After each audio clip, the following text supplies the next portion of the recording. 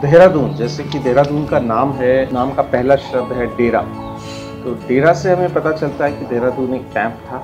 जब गुरु राम राय देहरादून में आए 1600 के आसपास, तो उन्होंने यहाँ पे अपना डेरा जमाया और उनके डेरे के आसपास ही पूरा एक बाज़ार खड़ा हो गया।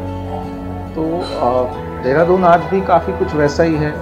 बहुत सारे लोग यहाँ ओवर पीरियड ऑफ टाइम आते रहे, अपने कैंप बनाते रहे, डेरे डालते रहे, और जैसे जैसे हिस्ट्री इवॉल्व करती है वैसे वैसे शहर भी बढ़ता है, इवॉल्व करता है, और इसके फूड का कल्चर भी इवॉल्व करता है। तो आज हम देखें कि यहाँ का जो स्ट्रीट फूड है उसमें एक चाइनीज़ फूड का बहुत बड़ा इनपुट है, जैसे मोमो हो गए या चाउमीन हो गई। ऐसे ही एक ज़माना था जब यहाँ पकौड़े बहुत पॉपुलर थे। उसके बाद जो फ्रंटियर का फूड था, जैसे छोले भटूरे कतलम में, इनकी पॉपुलैरिटी बढ़ी। और बेकरी, स्ट्रीट फूड का मज़ा यही है कि वो एक हिस्टोरिकल एवोल्यूशन के साथ, जैसे जैसे एक जगह एक सिटी इवॉल्व करती है वैसे वैसे ही नए नए इनपुट्स इसमें आते रहते हैं और फूड भी इवॉल्व करता रहता है।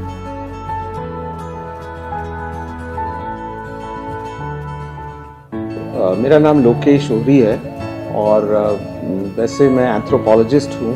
मैं ह्यूमन सोसाइटीज़ को स्टडी करता हूँ, और जब कोई मेरे से पूछता है कि आप क्या करते हैं तो ये बताना बड़ा मुश्किल हो जाता है कि आप क्या करते हैं, क्योंकि जब भी मैं बताता हूँ कि मैं रिसर्च करता हूँ या स्टडी करता हूँ तो वो लोग पूछते हैं कि अच्छा आप ये तो करते हैं लेकिन और क्या करते हैं। तो खैर, मैं एंथ्रोपोलॉजिस्ट हूँ, कल्चरल एक्टिविस्ट हूँ, पढ़ाता भी हूँ बच्चों को, और कई इंटरेस्ट हैं मेरे, और सबसे बड़ा इंटरेस्ट है घूमना फिरना, वांडरलस्ट, की पहाड़ों में घूमना। देहरादून में ही पैदा हुआ, देहरादून में ही मेरा बचपन बीता, यहीं मैंने पढ़ाई करी, और कुछ साल बाहर गुजारने के बाद वापस देहरादून में आ गया। देहरादून देखा जाए तो इसको हम गेटवे टू द हिमालयाज़ बोल सकते हैं, और यहाँ पे बहुत सारे टूरिस्ट आते हैं। पिलग्रिम प्लेसेस हैं जो बहुत आसपास हैं, बहुत ही इम्पोर्टेंट।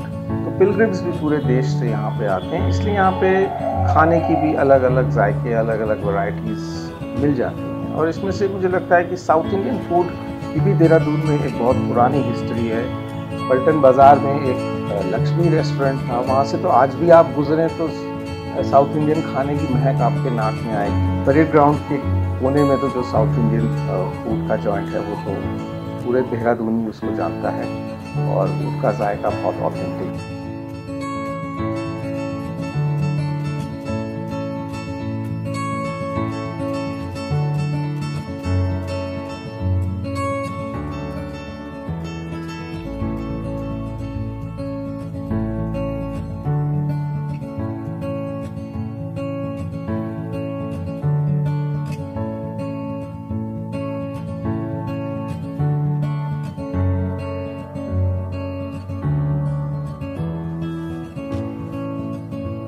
तो कतलम में एक ऐसा फूड है जो हर शहर में नहीं मिलता, लेकिन देहरादून में ख़ास तौर से मिलता है।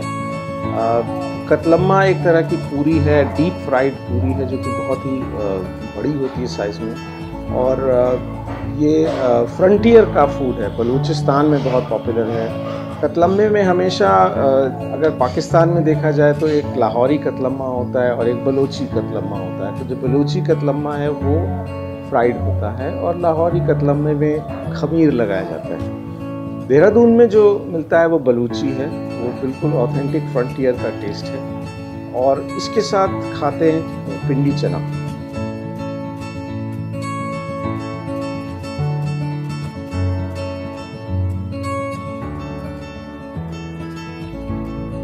तो देहरादून की बात करें तो मुझे लगता है कि यहाँ का सबसे पुराना खाना जो है वो चेतन पूरी वाले पे मिलता है, और चेतन पूरी वाला मुझे लगता है उतना ही पुराना होगा जितना कि दरबार पुराना होगा। वैसे बातचीत से पता चलता है कि कम से कम 100 साल पुरानी दुकान तो ये है ही। चेतन पूरी का खाना अगर हम देखें, उसको केयरफुली ऑब्जर्व करें, तो इट इज़ टिपिकल बनिया फूड। जो भी ट्रेडर्स हैं, हनुमान चौक में बहुत सारे ट्रेडर्स हैं, और उनका खाना है ये पूरी, उसके साथ आलू की भाजी, उसके साथ कद्दू, उसके साथ रायता और चटनी प्याज, ये सब इसी प्लेटर में आपको मिलता है।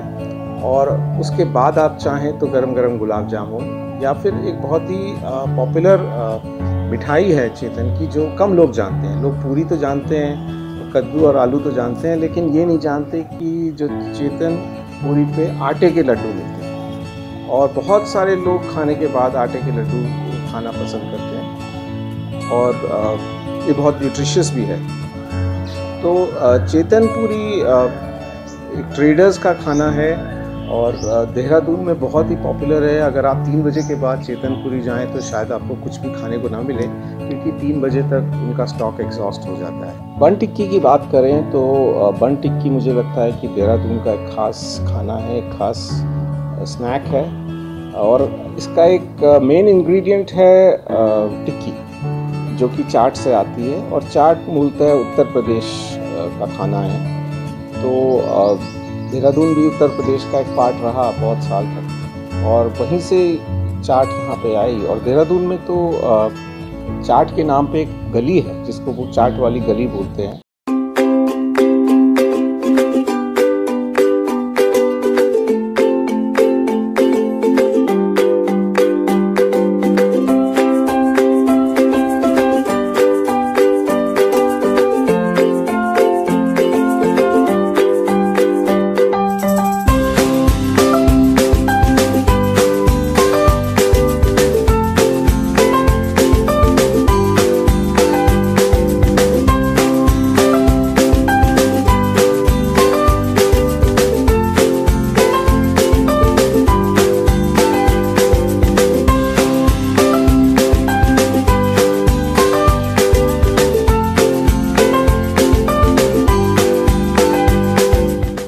जब हम देहरादून में अपनी स्कूल लाइफ गुजार रहे थे तो हमने कभी मोमो का नाम नहीं सुना। तो मोमो एक ऐसा फूड है जो मुझे लगता है आज देहरादून की पहचान बन गया, देहरादून के यंगस्टर्स के लिए स्टेपल फूड बन गया है। और अगर कोई चाइनीज़ देहरादून में आके मोमो खा ले तो मुझे लगता है बेहोश होकर गिर पड़ेगा। एक राजपुर रोड पे एक दुकान है जिसका नाम है केसी सूप बार। तो केसी सूप बार को एक लड़की चलाती है जिनका नाम है लीना केसी। लीना केसी कई साल पहले मेरी स्टूडेंट भी रही, and I think today she is a very well known name in the food culture of Dehradun.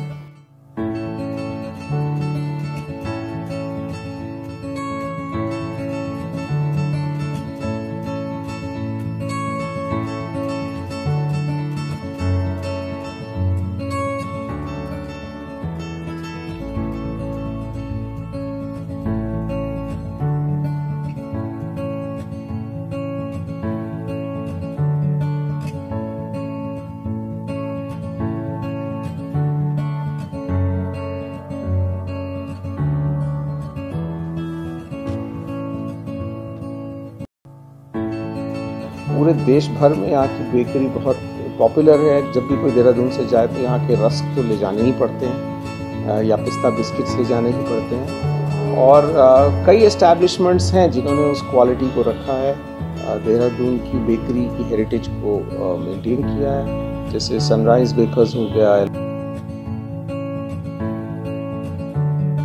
मेरे फादर आए थे पार्टीशन के बाद पाकिस्तान, और उनके साथ उनके एक और जो हमारे साथ पार्टनर थे नारायण जी, वो आए थे। उन दोनों ने ये दुकान की 49। पहले इसका नाम नारायण बेकरी था। उसके बाद नारायण साहब जो है वो पट्टन जात में अलग हो गए, और हमारे फादर और भाई ने वो यहीं पे रहे, और तब इसका नाम रख दिया सनराइज बेकरी 56। आज की तारीख में रस पिस्ता बिस्कुट जो है वो हमारे फेमस है। Plum cake,